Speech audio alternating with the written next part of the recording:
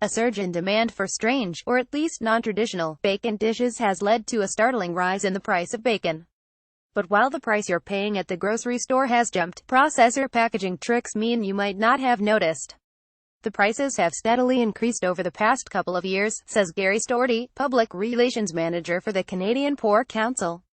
In June, Statistics Canada reported that 500 grams of bacon cost $6.95. That's up 9.6% over January, and up nearly 40% since the beginning of 2013.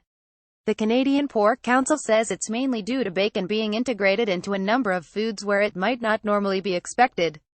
Bacon candy. We're seeing bacon on donuts. We're seeing bacon-flavored ice cream, says Storty. Candied bacon, for example, which is a dessert. This product is being served at breakfast at bacon and eggs, lunch on your hamburger, and then after dinner for dessert. Bacon, or sometimes pork belly, the part of the hog from which bacon is made, is also showing up in more dishes internationally, says Storty, such as in a Japanese pork belly dish on the menu of a sushi restaurant he recently visited. Across the culinary landscape, bacon is increasingly showing up in some unorthodox places, like atop donuts. Lucy Nicholson Reuters. Then there is the popularity of bacon-like products, such as pancetta, which is cured pork belly, and guanciale, another cured meat made from the pig's jowl. It's all adding to the demand, says Storty. Bacon Nation. Toronto restaurant caters to bacon-loving foodies south of the border. The U.S. Department of Agriculture reported that frozen reserves of pork belly at the end of last year fell to 17.7 million pounds, the lowest December inventory in 6 decades.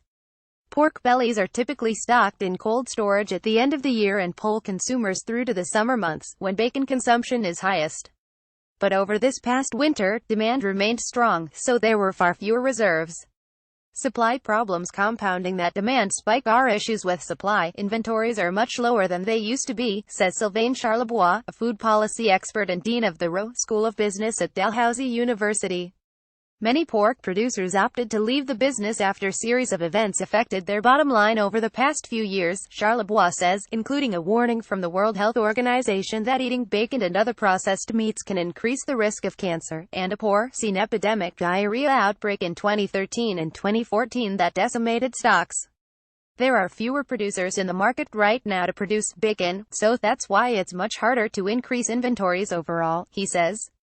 Still, according to Agriculture Canada, Canada's pork production is up 3.4% so far this year over 2016, when our pork exports hit a record value of $3.8 billion. Will prices keep going up despite limited options to dramatically increase supply? Charlebois says he doesn't foresee bacon prices increasing much more in the future. You don't want to go beyond what consumers are willing to pay, he says. And frankly, I'm just not sure the market can move on to pay more. Breakfast sandwich sales boom as time-starved Canadians shun cereal instead. He says consumers may find less and less bacon in the packages on store shelves, but at the same price. What has happened in recent years is that processors have played around with the quantities.